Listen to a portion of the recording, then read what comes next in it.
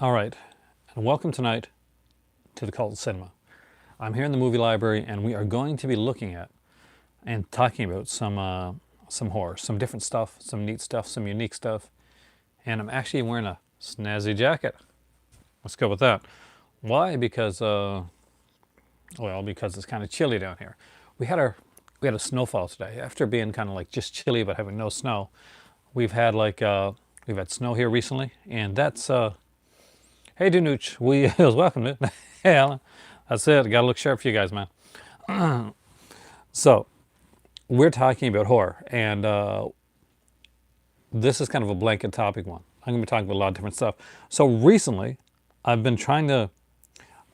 One of the questions that I've seen, and the comments I've seen a lot, is like, how come there's no independent horror? How come there's no like horror out there? It's all remakes, it's all reboots, it's all sequels, that type of thing. However, hey, Javid and Dale. Thanks. That's not totally true. Do you know one of the best places to find original horror films nowadays? I mean, like as in physical media copies of original horror films.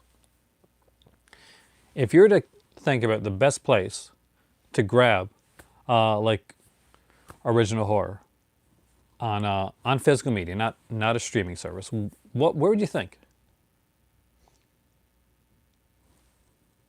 Like, what would come to mind right away?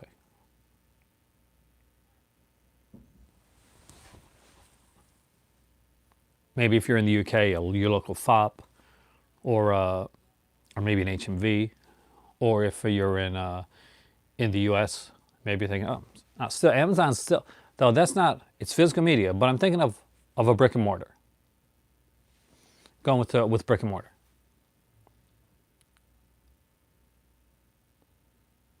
I don't know, but I'll say one thing. Although it was a bit of a pain, it didn't hurt in the long run. At least I hope not. Walmart. I'm not even joking. It's been happening in spurts. Been trickling here and there. Last time. You're lucky you missed that on that. Uh, hey, Cubic Lover. Welcome, dude. Just in case I need you, nice to stay around. Yeah, Walmart. That's what really surprised me. I haven't been like really taking note of it, but I've been seeing it as I've been going through. And I never really think about it. Like, because it's Walmart and I see all the mainstream stuff, I'll pass by like random horror titles and like inexpensive like kind of stuff by either they can be like Raven Banner or RLJE here in Canada. A lot of like Shutter originals, and we don't actually, Alan, unfortunately. Uh, but there's been a lot recently. They've had like a lot of Shutter stuff come out. I actually, if you're on my Twitter or my Instagram, you saw that I saw one called Break, which really intrigues me. Which apparently is a Russian horror film, and FYE we don't have here, say. But everywhere in North America has a Walmart. So we literally do have like at our fingertips at least a smattering of different horror, not just the mainstream stuff that you would normally see. Hey, Scudder, welcome.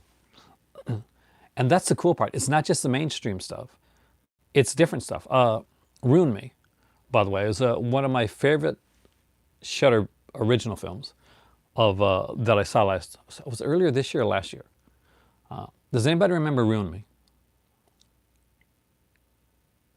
Did anybody else see Ruin Me? It was a Shutter original film, and hey, good evening, Mike. And basically, the idea behind it is there's a group of people that all like sign up to go for this like kind of this slasher movie weekend. Like kind of live a slasher film, except somebody is legitimately killing them off.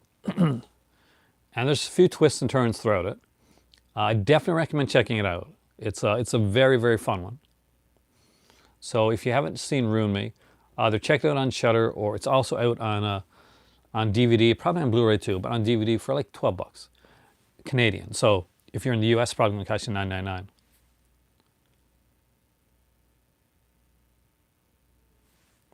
Have ASCA? What is it? Have I been to ASCA? Did I? I don't think I've seen it yet. Maybe I have. Did I like it? If I liked it, I've seen it. And this time of year for me, in the winter, as snow starts to fall, like you see a lot of people like love to watch the horror during October and during Halloween. So I do too. But I find that I watch a lot of what I call comfort horror in during Christmas time. Nice mug. I have not got mine yet. They also have Fangoria films. It is so strange. I mean, why did I not kind of take it into consideration before? I know that we normally get, like here in Canada, I don't think Enrighty's here tonight, but if he was, he'd get it. We have what's called Dollarama. Actually, I do like King Kong Lips, to be honest with you. Cheesy fun. And Dollarama normally once a year has like a bunch of like horror films for like, like $3 type of thing. And I usually grab a few of them, like this year's like Night of the Living Dead with the documentary that wasn't on the Criterion edition, stuff like that. One of my oldest actually picked up Yakuza Apocalypse from Takeshi Mikai from there, and Three Extremes. Or was it Three Extremes 2? It was one of them that I do know. So tonight, rather than having like a set forward topic, I want to let things stay a little bit looser, and we are going to travel around the movie library. You guys can ask questions, comments, thoughts, suggestions, that type of thing. So this can be either an hour-long video or like a 20-minute video, which is going to depend totally on you, because this is going to be a very viewer-centric video. You saw the original Godzilla for the first. That's got to be cool. I remember the first time I saw the original Godzilla. I was young. I was really young. And obviously I loved the monster part of it and all that type of stuff. I wasn't old enough to pick up on like the ramifications and like the parallels and all the kind of like the political stuff. I think you should check out Edition. Oh, you did. Oh, you got it, don't you?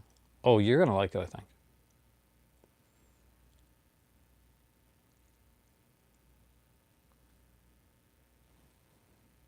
I know you're not asking me, Wheels, because we don't have Big Lots. Old Boy. What do you think? Did you not, without saying anything, just in case people haven't seen it, what do you think of the ending? Mill Creek's released a few Hammer double features, actually. My dad's a huge Mill Creek fan. Pretty good so far, Ricky. We'll see. Me and my better half were like, oh, you got it. We're chilling recently. I just want to have a couple relaxing days. So we sat down and we found some shows. What did you think of it, Mug? We watched the first series of Queen's Mystery. It is, isn't it? And we watched the first series of Agatha Raisin, which, if you don't know that, British like mystery shows, we're huge on British mystery shows, especially the quirky ones. Need more Hammer boxes? I don't have part. See, I was supposed to get volume 4, and then it was supposed to be put away. It does. It's a scene that people remember. Hey, Emily, welcome.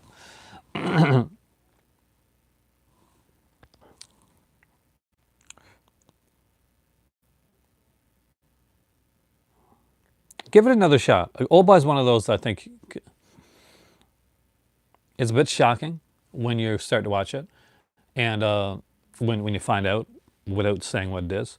But it's one that I think actually works well on hey 13 Wolfman on rewatches, because even like after like the crux of the film is like, okay, you get to this part, and he's trying to find something out, and then you find out. Now, for some people, like once they find out, that's it. That's the film for them. For me, I love kind of going in one of those films blind and then finding out, and then I like to go back and rewatch again, and just and just see all those like things and hints and like stuff that came within the first time around. And that's I love rewatches. I'm a big rewatch fan. I don't have Sunrise Records is excellent for that type of stuff.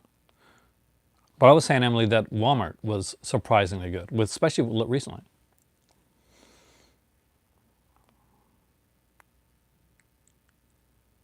Deadly Weapons. You have Deadly Weapons? I would kill for that film. Uh, did SWV put that out? Something Weird Video? I think it was, right. It was Something Weird Video that put out Deadly Weapons. Did he put it as a Chesty Morgan double feature at one point? Maybe I'm getting that wrong. But it does seem like a Something Weird Video-ish type film. Because there's two of them, right, that she did. She did Deadly Weapons and Agent whatever, something, something and a half or something like that. Oh, there's a triple feature? There's three of them? Is there one? Oh, have I seen all three? I'm trying to remember if I've seen all three. Mill Creek. I love Mill Creek. Agent 73. Thank you. Of course.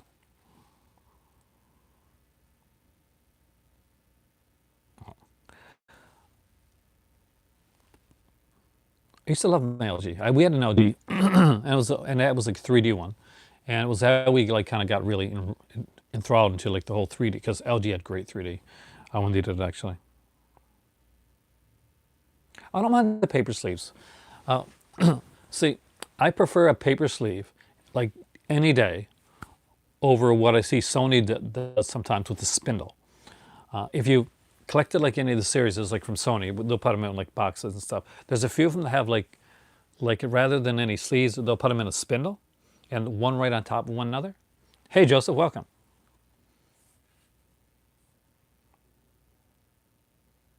Oh, Show TV is free, you know that, right? Cubic Clever. You don't have to pay anything for Show TV.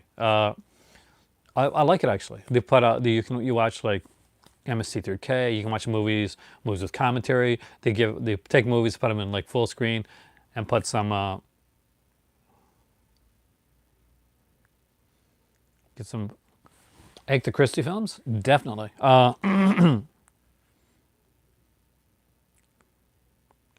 So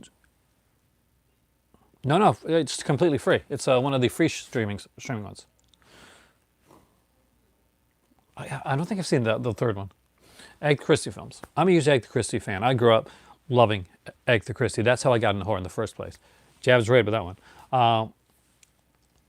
I recommend, for sure, there's a Peter Ustinov series of Agatha Christie films that I definitely recommend. Now, if you want to get the TV stuff, it's a bit pricier, but David Chauchet's Perot is really, really good and really official. But if you want to get her like some movie, some film stuff, go with the Peter Ustinov Pros.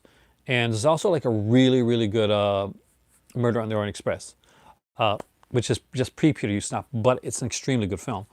And it's been done so many times, but you can't go wrong with it. Death on the Nile should be. I mean, like all the Peter Ustinov movies, I think were put out in a set at one point. But I think you can buy them separately, like kind of inexpensively. Death on the Nile, A Murder Under the Sun is actually one of my personal favorites. I think that might have actually been a TV film. But don't think that'll take away from it. The Agatha Christie films are really meant to like do well on TV. Now, there's a really good one, a newer one, where they finally did, and then there were none. So, the new and then there were none was a miniseries. For the first time ever, it stays true to the book. So if she hasn't seen that and she doesn't own it, that miniseries is extremely well done, well produced by the BBC, with a stellar cast of actors, and some shocking reveals if you've never seen it. And if you've only ever seen the other versions of Ten Little Indians, then definitely check it out. Emily, I will be having a holiday horror section here during this month. Hey, Jacob. I love the new Murder on the Orient Express. Actually, I found that he played the character of Pro very well. Didn't like Branagh. See, Branagh, I'm a huge fan of the books, and I think that Branagh got a lot right about Pro.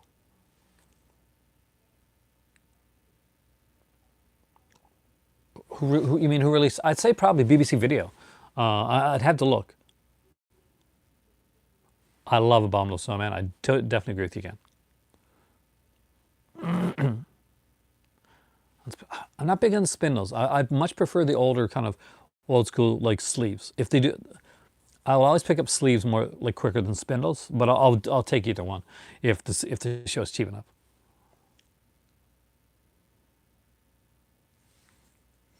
Holiday theme check. I could see them making a holiday theme Sharknado.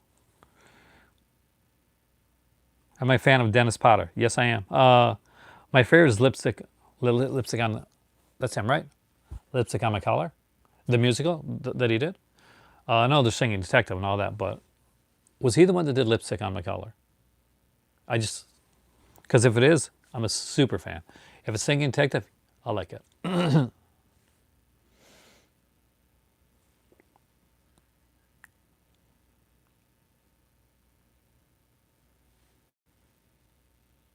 Jingle NATO.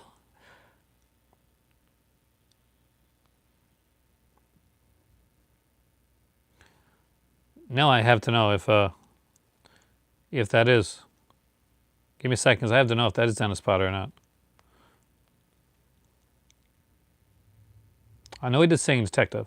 Did he do Lipstick on Your Collar? Score one for me.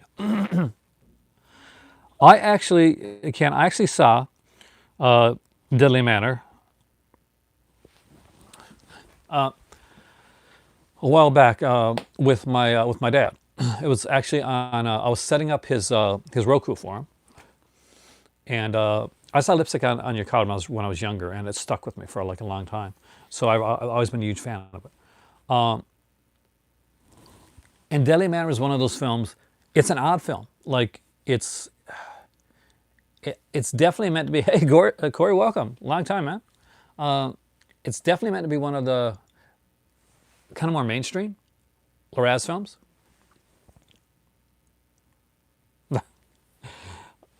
That almost seems like a Goosebumps type of thing, you know? But I dug it. I mean, Deadly Manor is really different. I've seen it under different names.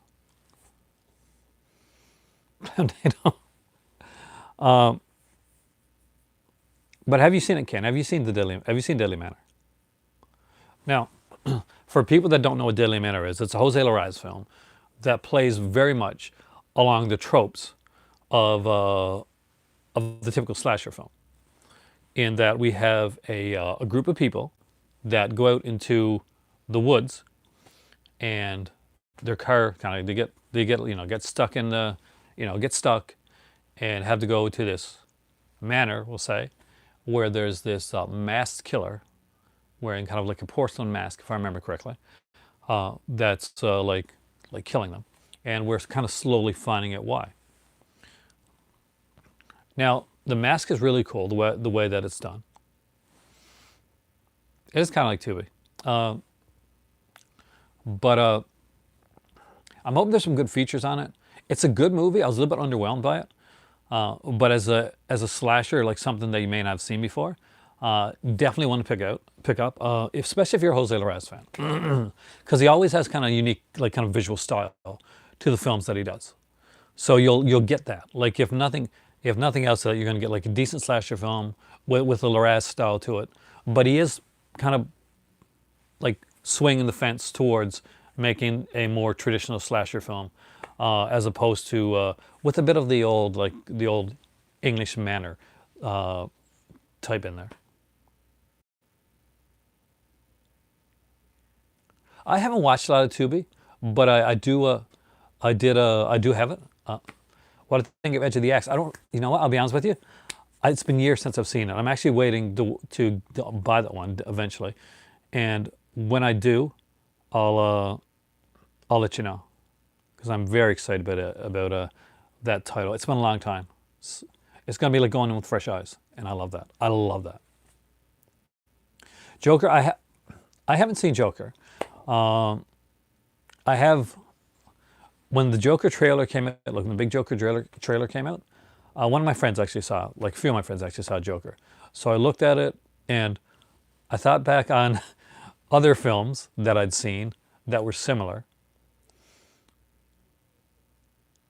I definitely recommend Ginger Snaps.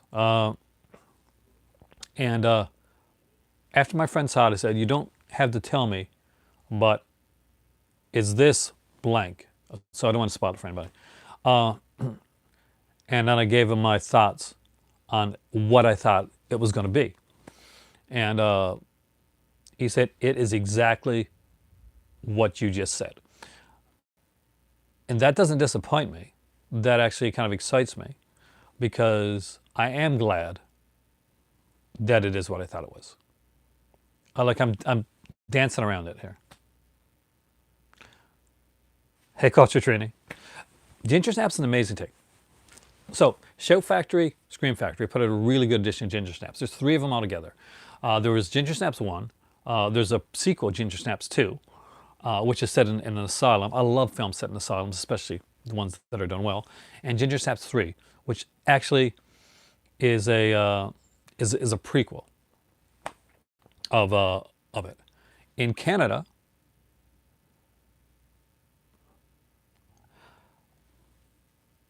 it's different. No, but not because I don't think he's playing it better. It's that it's a different portrayal. Once you've seen the movie, we'll come back, we'll talk about it. I've got a definitive interpretation of it, Mug, and I think you probably know what it is. And though there are things that are left ambiguous, there's certain things that are glaring enough that I'll stick with that interpretation because, you know, I've heard about Pluto. So I will check it out. Oh, Ginger Snaps, I forgot. So let's check it out. Here in Canada, sometimes we get like special editions of things that don't come over in other parts of the world. Much like over in the United States, you got FYE, and in the UK, you've got FOP and HMV. So, Canadian editions. So, we got all 4 prom night films here in a collection. I'm waiting till the Joker comes out. Once people have seen it, then I'll do a discussion on it. And the other one that I think you'd be kind of curious about is, and I got to put this in right because I hate when I got it in backwards.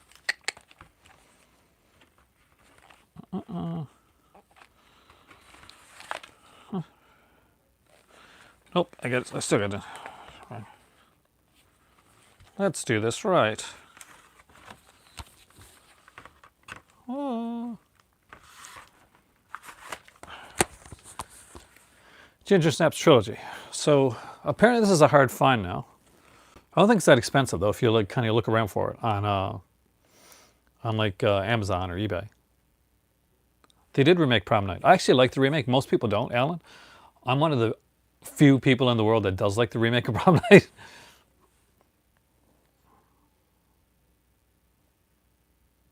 But if you ever get a chance to check this out, it's a really great trilogy. I would love to see Scream Factory put them all out. Would kind of be interesting.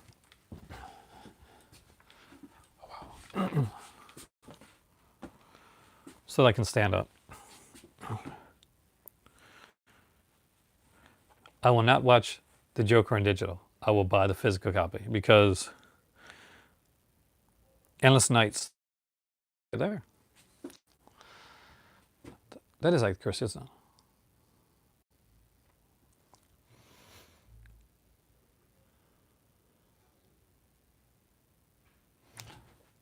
it? Your Bloody Valentine. Well, my Bloody Valentine is coming out. I still have to do a video on my Bloody Valentine, actually. That's right, we got a different release of Brother Wolf, didn't we? We get different releases of a lot of things. By the way, not sure if you guys noticed, but I actually cleaned up my movie stuff here so that everything looks to be copacetic. Are you saying that you like the way that they portray Sharon Tate better than you do the whatever that movie was that was put out a while back? I haven't seen Once Upon a Time in Hollywood yet. Nope. I'm a huge Tarantino fan, so I'm pretty sure I'm going to like it. I haven't been disappointed in any of his movies to date. Which is a good idea for a video one of these days. I'll do a video on Tarantino. I'll let you know what my favorite Tarantino film is. You may be surprised, actually.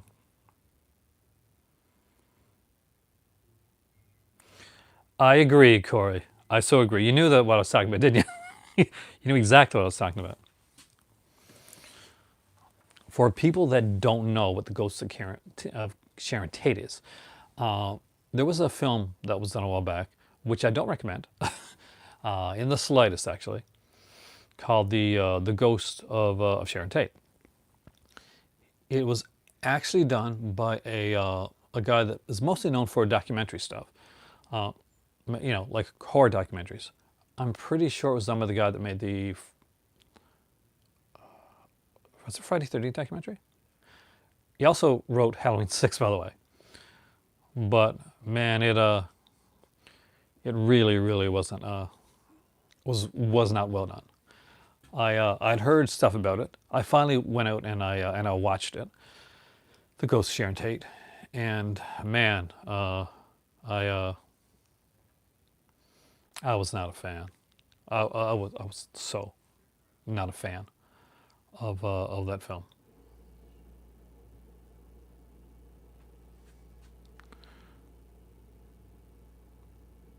You're talking about Sharon Tate, and I do not know what that means.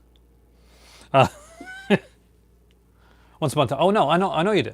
Oh, sorry. Once Upon a Time in Hollywood. Yeah, no. It's just that I had mentioned before The Ghost of Sharon Tate, and like as a jokingly, and Corey picked up on it because I couldn't remember the name of the film.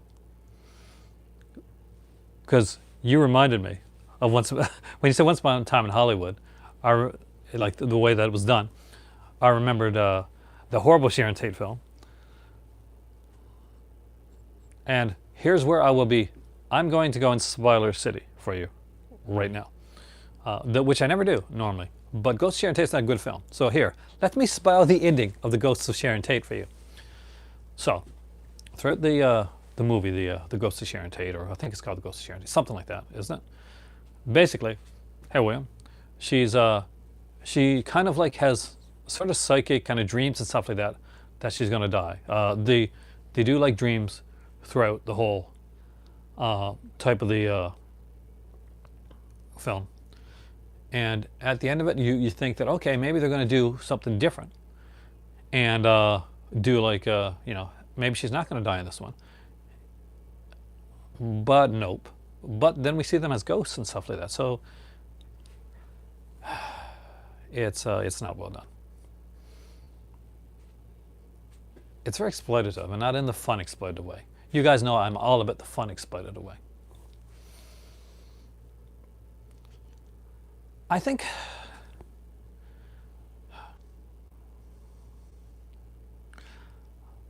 Bruce Lee would not have been upset about the way he's portrayed in Once Upon a Time in Hollywood at all, actually. Obviously, I'm not Bruce Lee's daughter. Nope. But I don't think he would have taken himself so seriously. I think he would have got a kick out of it. But that's just one guy's thoughts. Who's a huge Bruce Lee fan.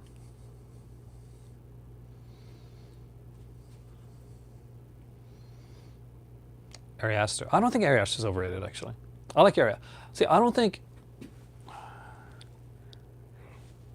It's hard for me to say, like, a director is, like, overrated or underrated.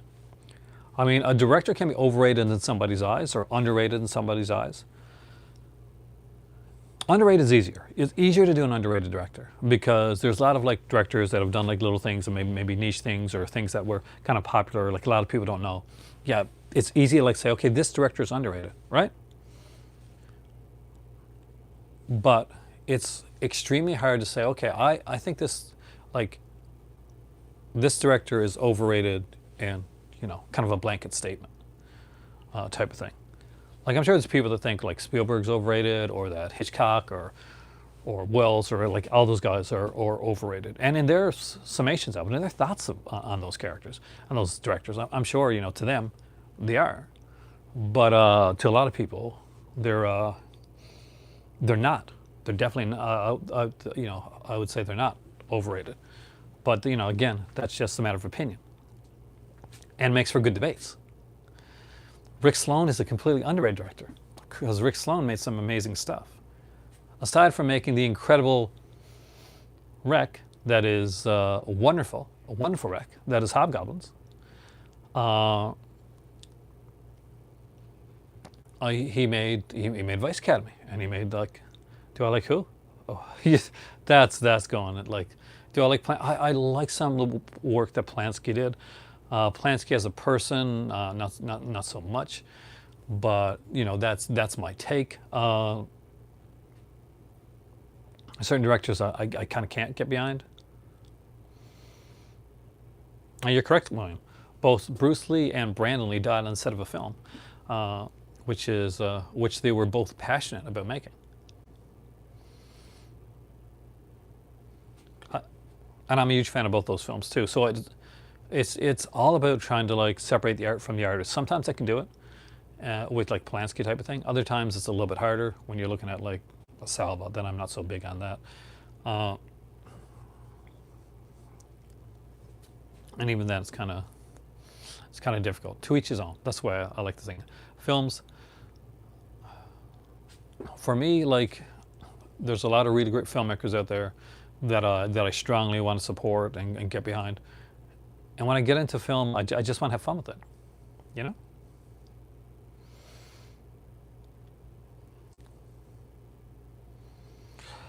Now, don't get me wrong. I watched a lot of Woody Allen stuff when I was younger. I read a lot of his books, and jokingly, I said, okay, I can't, but I have seen a lot of his films. There's certain aspects of Woody Allen that I am kind of uncomfortable with, but to deny the guy's like filmmaking, especially the 70s, 80s stuff, I can't. But that's me. But still,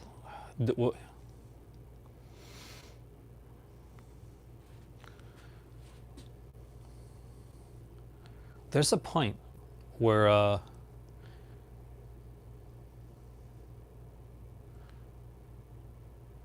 well, there's been two in a row, Warlock, and both of them were extremely similar in nature.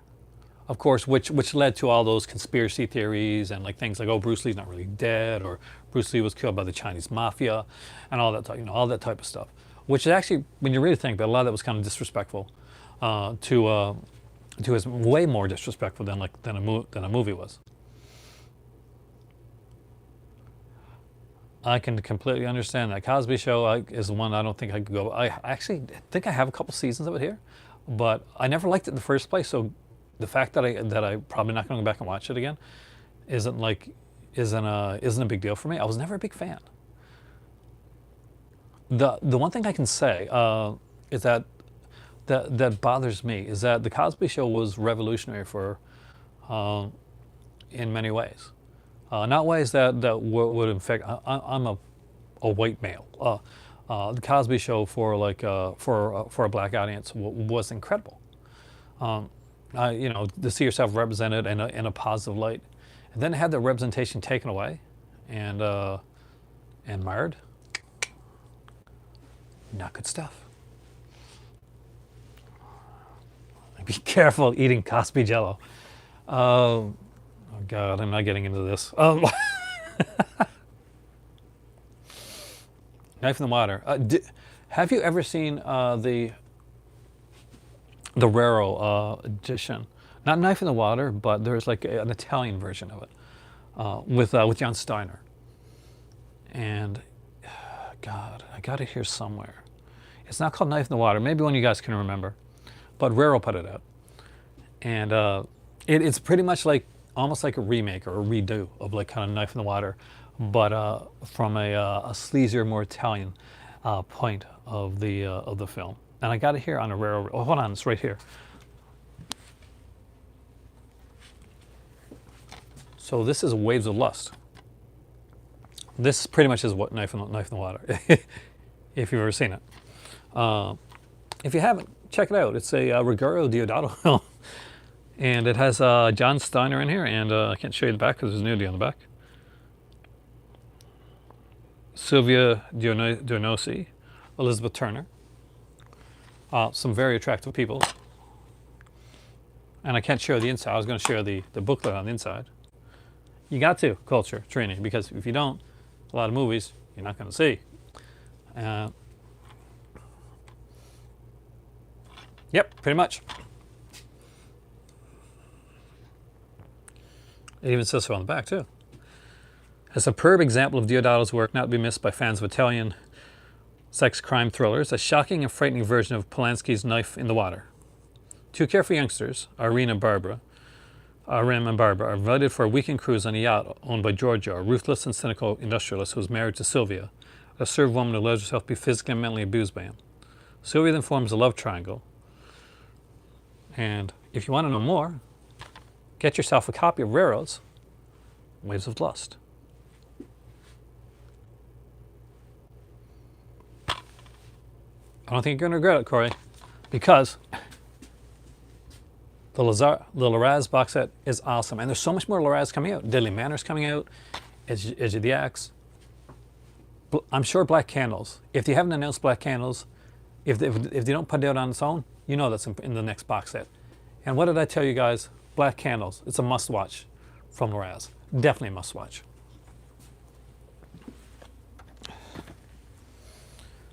I really need more Raro releases, you know that.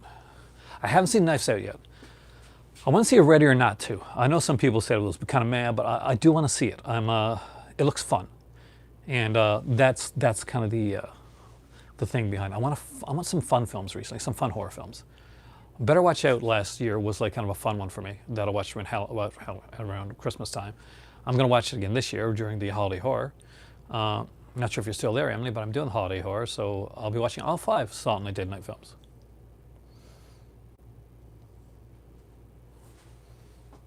Ooh, somebody mentioned Salt and Light Dead Night. There's a limited Salt and Light Dead Night Blu-ray release with the first one as a bonus feature. Was this Scream Factory? Because no. See, one of the best releases of the Salt and Light Dead Night, the best release of the Salt and Light Dead Night films, bar none. And what I think has been everybody's collection. Definitely stuff to check out, Ricky. Definitely stuff to check out. They got a lot of really good stuff. And if you haven't like really checked out their stuff yet, it's cool to find a new company and then to just start like checking out their catalog, because there's gonna be a lot of stuff in the back catalog that you like. Knives Out I really want to see. It's got a great cast. I don't know what the film's like, but it's got a great cast.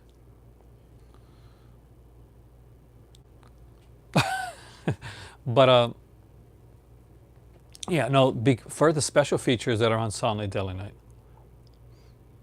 Salt and Light Bloody Night. Ooh, I love Salt and Light Bloody Night. Oh, used to Salt and Light Bloody Night. See, I was recently sent the new Salt and Light Bloody Night, which I did not know was a thing. I would love to see a really good copy of Salt and Light Bloody Night. It's never gotten a good remaster. If you've ever seen the film, then you're going to know that Salt and Light Bloody Night is one of those movies that that's always been like, it's been murky and has had really crappy copies of it out there. When it comes to like when you're thinking of really bad, like 3rd or 4th generation type of copies, that's what Salt and Light Bloody Night has been so far. And I kind of need a really good edition of Silent Night, Bloody Night. Yep, Bloody Night. It's actually, although it has a more, I guess, lavacious title than Silent Night, Deadly Night, it's actually pretty subdued and kind of a fun little film. Have I seen the Gollum? Not in years, man, but I remember the original. Oh, it does. It's like one of the worst that you've seen out there. I've seen the new trailer for what? Are you serious? Is that a thing? No, I did not know that was even a thing, to be honest with you. If that's a thing, I did not know. Fast and Furious cartoon. Why not? It's pretty much cartoon anyway, right? I loved Hobbs and Shaw. It was fun. It was about maybe 10 or 15 minutes too long, but it was still fun.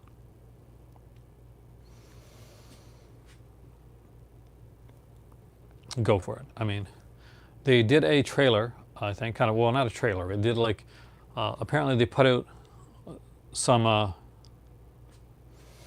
editions of like, well, they put out some pictures for the new like Ghostbusters film. Ghostbusters, what's it called again? Ghostbusters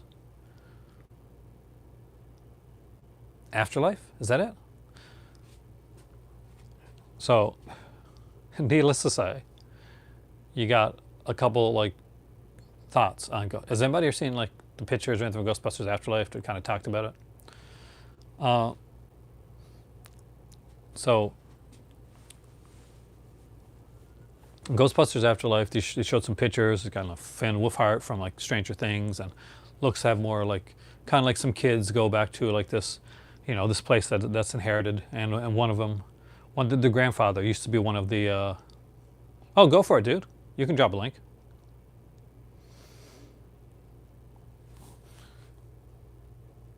If the link blocks Kubrick Lover, I'll block it. Yeah,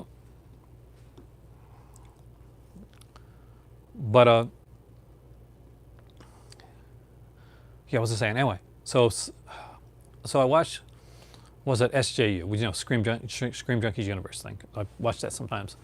I watched a bit of it because I haven't seen The Mandalorian 5 yet, so I didn't follow. But they got upset. I mean, they're like, "Oh, I'm not sure. This isn't really Ghostbusters. You know, there's this like kind of a kids, and this isn't the Ghostbusters the way they were before. And Ghostbusters was, you know, was much more of an adult comedy, and blah blah blah blah blah, and blah blah blah blah blah blah blah." So the first thing I thought is, yeah, my Ghostbusters is out there. It came out in the '80s, and I saw it, and there's a sequel to it that was okay. And then there's like a different take on Ghostbusters done in 2016. It wasn't for everybody, that's for sure. But whatever. And now there's like Ghostbusters, I guess, for like a younger generation. And I'm like, go for it.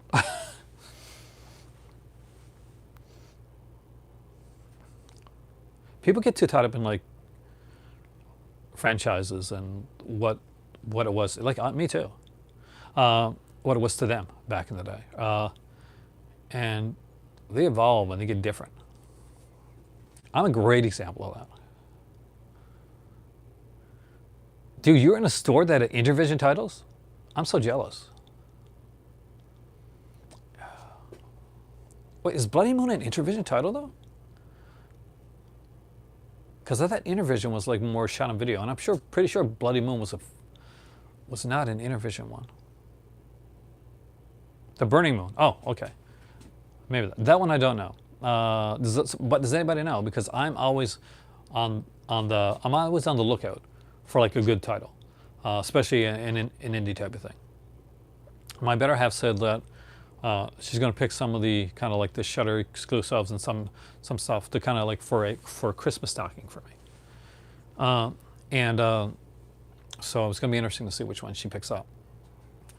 I don't think I'm going to be allowed to know until the 18th. Good news though, my youngest, Wes, is coming from the 18th. No, sorry, the 18th, from the 22nd to just after Christmas till the 26th actually, to visit here.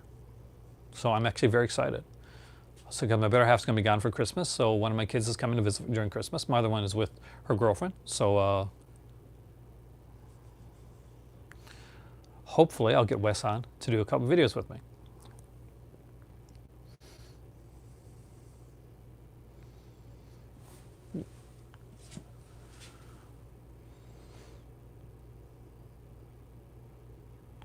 Yeah, what is? I saw that actually. So, is that by the same guys that did the Toys That Made Us? Because I know there's like a podcast, kind of like kind of the movies that made us type of thing. But is this done by the guys that did the Toys That Made Us? Because if it is, dude, I am totally down with that.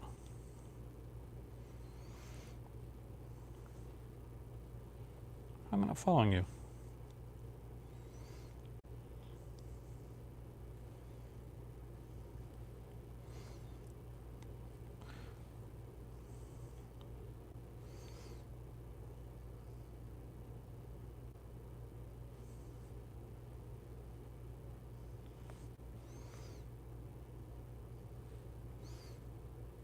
Oh, you can. Oh, you couldn't get it posted in the chat. So it's retrosploitation.storeenvy.com. So go to retrosploitation.storeenvy.com and then search Silent Night, Bloody Night 2 Revival, Blu-ray, and plus digital code. So Corey just sent me the link to that there. How come we weren't following us on Instagram, each other on Instagram before? Because we totally, I know I've been like lax on Instagram, but still, I should have been. Children of Heaven. Sounds like something I've seen.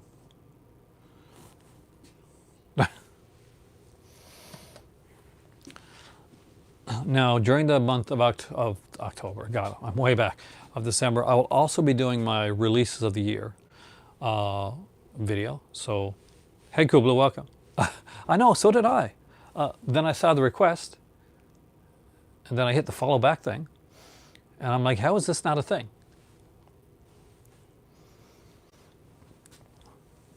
If you don't follow me on Instagram, by the way, guys, it is charmed007, and feel free.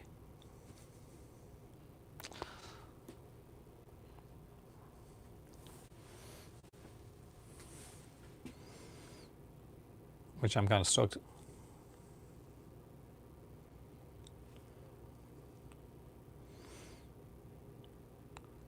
Exchanges. Why Charmed? Okay. It's actually really comical and really kind of boring at the same time. You ready? So, my movie cabinets were at where I was living at the time. Were my movie like shelves were really kind of messed up, disorganized. So I'd taken all the movies off the shelf, and I had a bunch of, and I was like putting them all back together. Thank you. Hey, Pinga. And at that time, I took a break to go on, and I just finally decided I'm going to do this Instagram thing. So I was trying to think of a name for Instagram. I didn't want to go with I had like Prof Pin and A Pin and all that, so I didn't go with any of that stuff. So at the end of the day, like I looked at the table that was in front of me, and there were some boxes, like box sets of Charmed, and some like back in the, I had these DVD box sets of James Bond films. So Charmed 007. It came from looking at my movies and just I put those two things together, and I thought it sounded kind of neat. That's where the genesis of the name comes from. I wish it was well, I'm super charming. No, not at all. Super awkward. Then it'll be awkward. It'll be awkward, it'll be awkward 007. But no, Charm 007 from the box set. I would love a Ju-on box set. What do I think? Oh, 007. I think looks amazing. I would love to see Arrow do a Ju-on box set. That would be incredible. With the stuff they're doing, I'm really surprised. We got a one missed call set coming out. I got the Ringu set, which I think is amazing. I recommend that to everybody. But the James Bond, it looks incredible. So who else thinks that Rami Malek is Dr. No? Because he's totally Dr. No, man.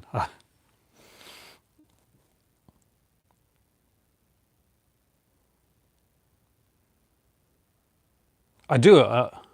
The Ringu set, by the way, is fantastic, Cubic Lover. Did you get the one I got?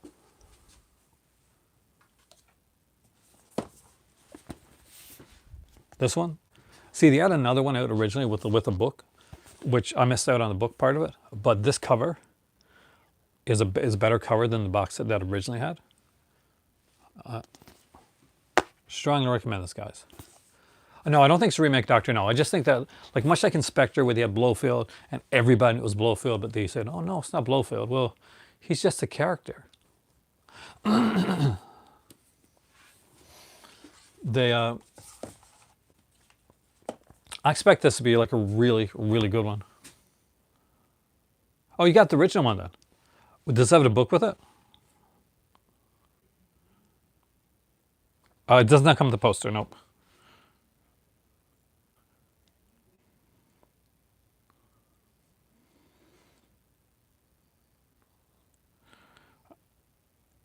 I don't see your last message.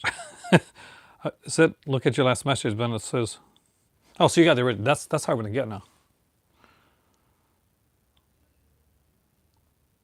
I'm seeing a lot of message retracted. I don't know.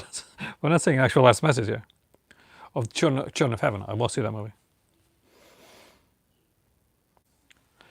The original Ring. See, what a lot of people don't realize, it was only called Ringu over here. It wasn't called Ringu over in Asia. That was made to make it sound more foreign sounding over here. Actually, it was called Ring there too.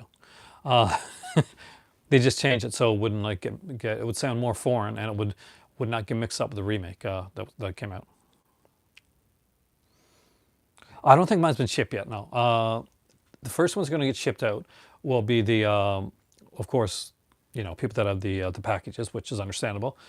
Next will be the people that pre-ordered the stuff from before before it went out, and then it'll be people like me that bought during the sale that'll be getting their stuff, and they'll be doing them over kind of in that order, which is okay. It was their most successful sale yet, which I'm really glad about.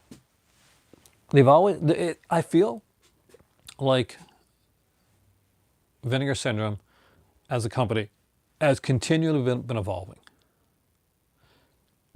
like really evolving. Like their customer service, their sales, their packages, with their films. It seems to kind of be going. Oh yeah, I think they'll get them all shipped by Christmas. That's my Christmas gift. I hope so. The other company I think that's been able to evolve a lot, and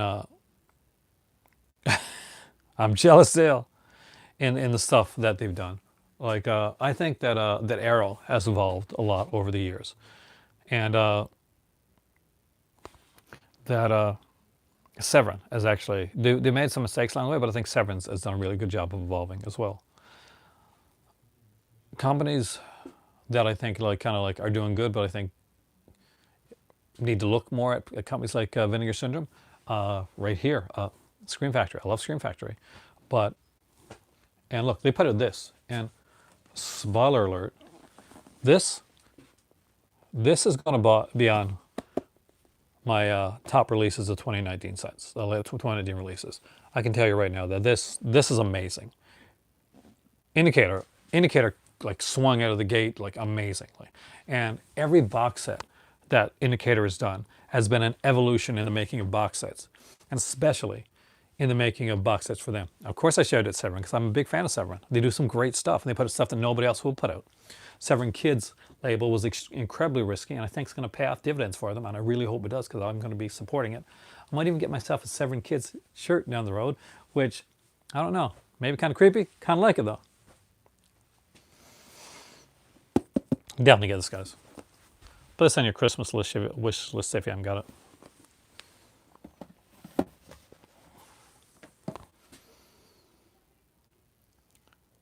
Yes, Endless Nights is probably the biggest one for me.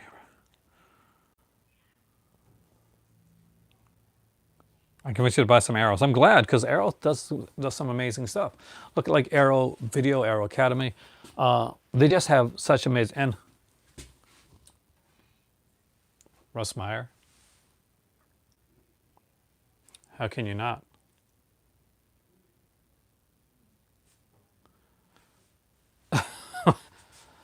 The Fly box set is one I need to get. That's on my list. Where Scream Factory has made some some kind of iffy decisions with sales and marketing and stuff like that. Their box sets have been killer recently. I like from the Omen to the, I don't have them yet, but they're really amazing Universal horror box sets, to the Fly set that's coming out. They've confirmed the fifth? Yes. Okay. That's got me super excited. So as you guys know, I'm a huge like Indicator fan. I got all of the 3 box sets. The 4th one I'm getting for Christmas.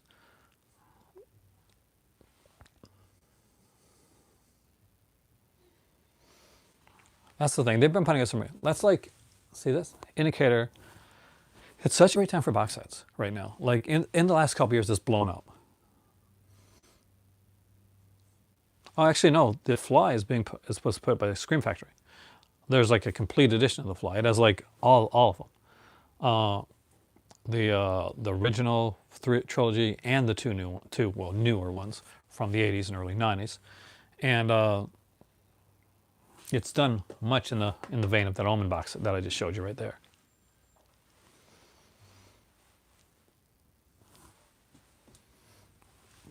Enough films for a while. I was at the Walmart today and I saw like a bin of Play-Doh and I wanted to buy some. Who remembers Play-Doh? I love Play-Doh.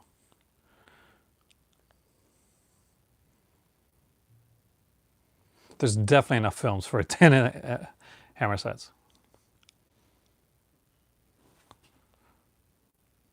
It Lives, the collection, the Wreck collection, the Critters collection, Scream Factory collection. Yeah, I got the Omen and the Horror, Panashi Volume 2, Vincent Price collection, Volume 1, the Poison Ivy set, It's Alive, Creepshow, which I thought they did a really good job on. I'm not getting in the way. Nightbreed, of course, one of the OG ones. Critters, and of course the Halloween box set.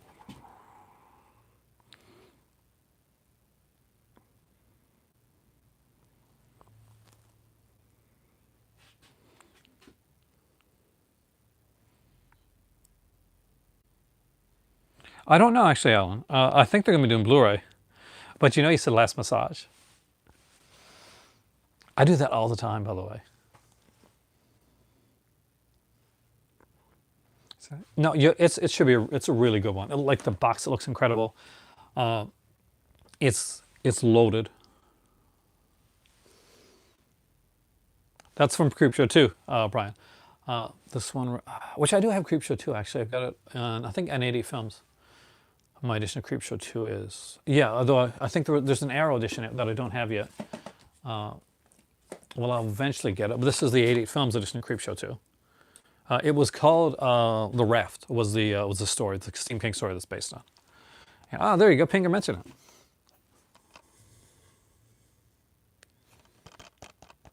I'm a huge fan of the color green, so that'll work for me.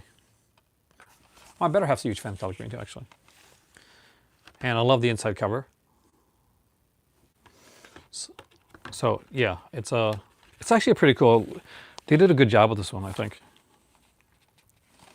Some decent features on here too. Screenplay for a sequel, Tales from the Creep, behind the scenes footage. I'm sure probably there's more in the Arrow one too, but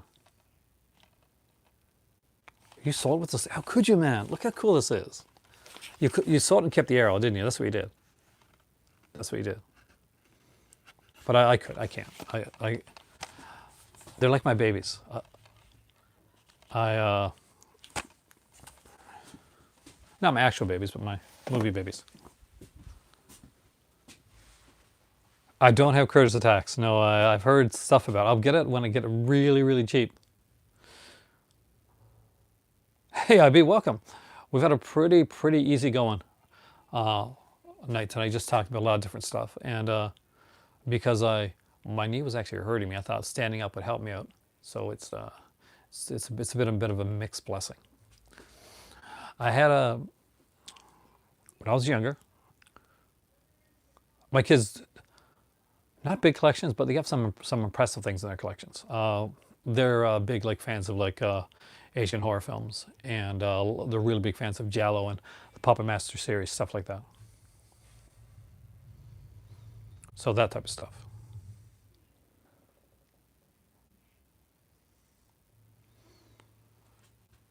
Do I think more boutique companies? Well, what? See, it's an odd type of question. Because here's the thing. We've seen more like a big variety of like movies like coming out from like Vinegar Syndrome and like Scream Factory, and you got the AGFA now coming out and like doing their like really kind of bolstering their line. I did raise them right. But then again, you got like companies like Snaps that seem to be kind of slowing down a bit. Like every once in a while you see like a scatter release, and Vestron Video, which I don't think made in a single release last year. I could be wrong, but I can't remember a single release from Vestron Video. But when Vestron Video kind of like slowed down, there's always something else picking up the slack. Like MVD Rewind, I think, picked up the slack for where Vestron Video left off. I need like, when I was younger, I was into gymnastics and I was just parkour and stuff like that. And I hurt my knee a few times actually. I was one of those kids.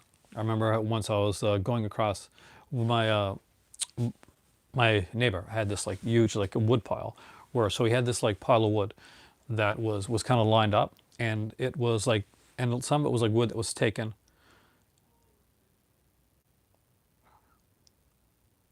It was taken out of. Did I miss a question? I'll get back to it. I promise you. So I remember running across that wood pile and I slipped, and there was like a big nail, that long, and it went through my knee. So I've had like pains in my knees ever since, like during when I got older, especially. Age creeps in, and colder weather, I get like pains in my knee. I'm walking across the floor yesterday, and knee completely locks up, and I go down, like I seriously go down, and like hit my, like I catch myself on my arm, and so I'm a bit banged up right now tonight. So just to let you know, I'm too stubborn for Advil. Do I think that companies are gonna like? I think they will. I mean, I think that look at next year for Vinegar Syndrome, Warlock. It's insane with the amazing amount of stuff that's coming from them. I'm sure Scream Factory's like list for next year looks, stuff like that I've been waiting to see come out for ages, like April Fool's Day. So I don't know if there's gonna be more boutique labels coming out, but thanks Brian. But the boutique labels that are out there, it's just amazing, and the amount of stuff that's coming, like even not just from like regular labels like this, like Shudder bringing out stuff here in Canada under RLJE, for instance. So it just seems like there's a proliferation of it around there.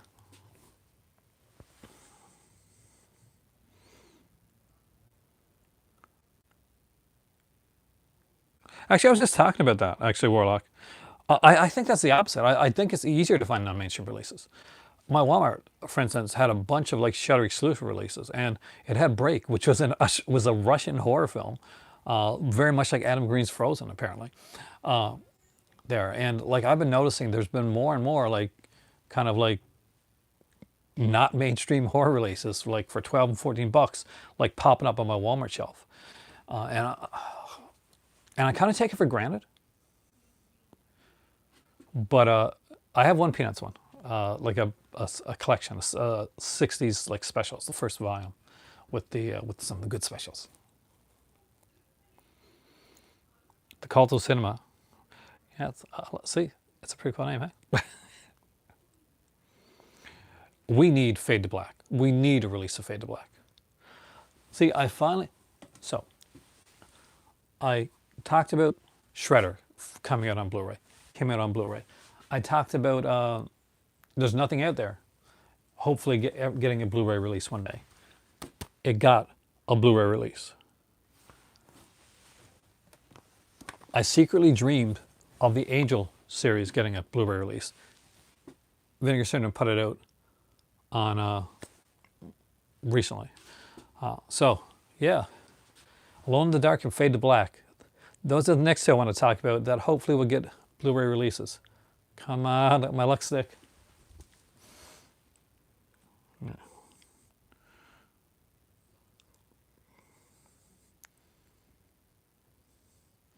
You honestly think that boutique physical will outlast mainstream physical? I honestly think you're correct, Pinga. I really do.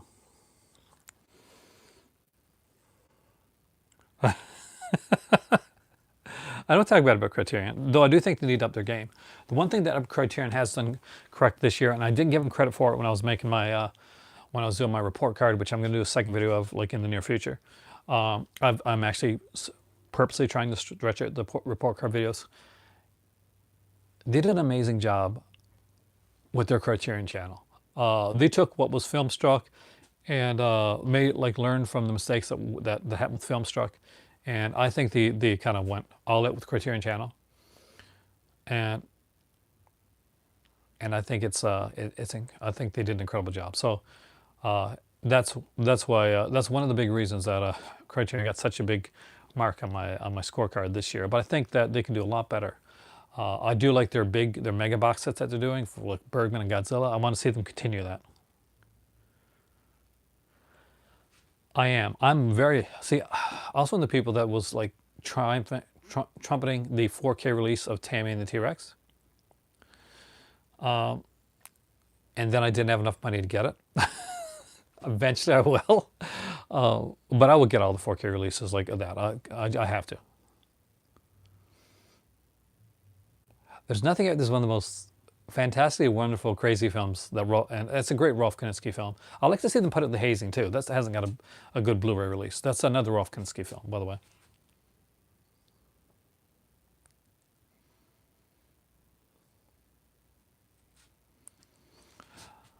The fact that like fringe companies are working with 4K as well now, that's a that's what I that's why I see it. That's why I think it's going to pick up a bit. And Pinga's right in the fact, and I think I agree that it is the boutique releases that are keeping physical media alive right now. That's that's the like they're really like pushing like there's still like the casuals for like the the other stuff and the new movies releases and like stuff, but like TV shows and the boutique labels that like even like Mill Creek has turned themselves into one of those type labels. 2 or 3 years ago you would never think that that Mill Creek would put out something like the complete Ultraman series. There's nothing I want more in my collection right now. Like for me, and yep, don't kill me here, Brian. Like the Ultraman TV shows are right up there. People burn me at stake for this. Are right up there with Godzilla films for me, as in like really wanted releases. So I was very excited about the Shora, and I do want to get that one, which I'll probably get next year. But I absolutely adore the fact that Mill Creek is put out, especially Ultra Q, which is not even Ultraman, right? This is like it's almost like a Beyond Outer Limits type series, pre-Ultraman, before Ultraman became like a big thing. Ultraman will be the next series, but they even put out the Ultra Q series, which I think was a pretty risky thing, and I hope that a lot of people pick it up. How are the horror releases on the where's it at? Where are they at? So on Volume 2, there wasn't a lot of horror releases actually. The Hang Up is really, I'm not sure if it's really horror or not. But they say horror exploitation, but it leans more towards exploitation in the first one. Even in the second one, I'm like, there's decent releases, like Evil Come Years Ago is a really kind of unique release. But I would say it leans more towards like kind of exploitation-ish with, with some kind of like horror tinges than it does in the 5 films, 5 years actual like legit like horror films. But Vinegar Syndrome stuff, even when it comes to horror, that a lot of it has been kind of like out on the fringes anyway. And this is like from the original 5 years of Vinegar Syndrome. So you get a lot of like different stuff, like Murder on the Emerald Sea. Or a few Canadian releases that are exclusive to Canada. That's a good question. I actually don't know. Enready and Warlock are 2 people that probably know that better than I do, to be completely honest with you. I think once I have. I would love to donate more when it comes to film funding. Eventually, one of these days, I'll want to make my own. So I would like to do something in like in a documentarian type of way. But I would love to like make an exploitation film, like strictly like if I was going to make a fictional film, like obviously I would go towards like that's you know it's my love, like slasher exploitation, that type of stuff. So it would be very kind of 80s-ish type of stuff. Well, it's an early one. I mean, like they did an early Kurosawa. It was a DVD only set. It was an early set that earlier set that they did. I haven't, but I really like his channel, so I watch his top 50 Criterion poll. He's really good, and he knows his stuff extremely well. Dark Side releasing. I'll check him out. I always get him mixed up with the other company, and I would say no, I don't check it, but yes, I definitely will.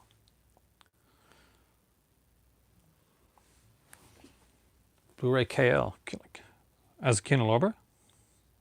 Or are you talking Cubic Lorber there? You're talking Cubic Lorber, and I'm thinking Kino Lorber, aren't you?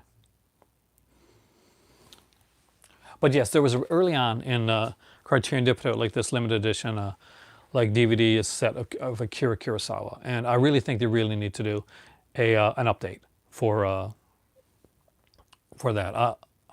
Near future, hopefully, we're going to get like a mega box set for Akira Kurosawa.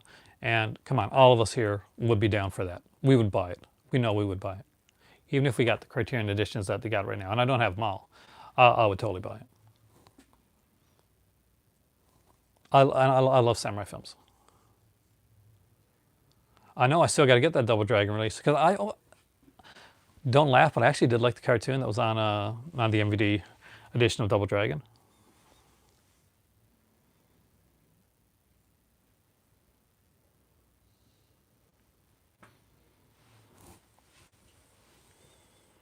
I missed the comment there. Recently couldn't order Dread release from the Epic. Some of them being released. Ooh. I gotta check out Dexter releasing. I haven't checked them out. We do need a Bergman like set for Kurosawa, definitely.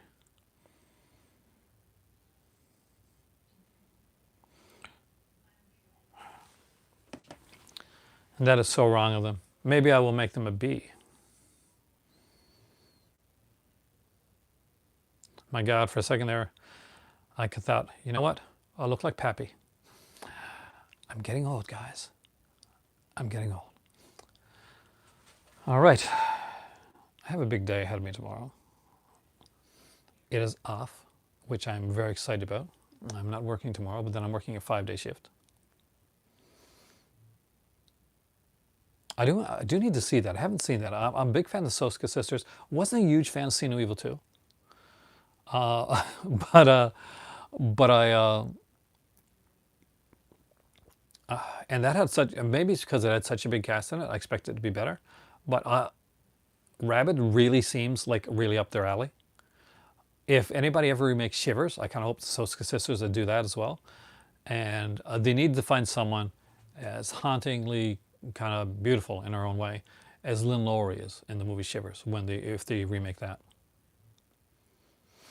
I haven't seen The Lighthouse yet, but I really want to see it. That's Robin Pattinson, I think, and Willem Dafoe, right? Is it Willem Dafoe? I probably got that wrong, but I don't have my dad has the Mothra Steelbook. Looks gorgeous, by the way. Yeah, Corey, yes, definitely, and you gotta come in live more often. One of these days, do a crossover or something like that. We'll do something cool. I got to get crossovers and stuff done eventually down the road. Heath spoke on my channel, left a comment, said he'd be down to doing a crossover. We just got to figure it out. So Heath is sure at midnight, just so you know. Do I have the air audition of Shivers? Yeah. So eventually, hopefully, because I love Sarah Miller's channel. If you haven't checked it out, make sure you do. We'll kind of like brainstorm on something and find something that we can do together. Maybe AJ Lee. You know, she's married to CM Punk. She could probably do the Lynn Lowry part in a remake of Shivers, because she's got that unique look about her that I was a huge AJ Lee fan. All right, so we'll think of something, go ahead. I'm Aaron. This is the Movie Library, and you are the cult of cinema. You guys rock. Thanks for making this an incredibly amazing evening. Have a great one there. Check out some independent horror. Go to your local Walmart if you got one. They actually have stuff there. Talk to you soon. It is time for tea.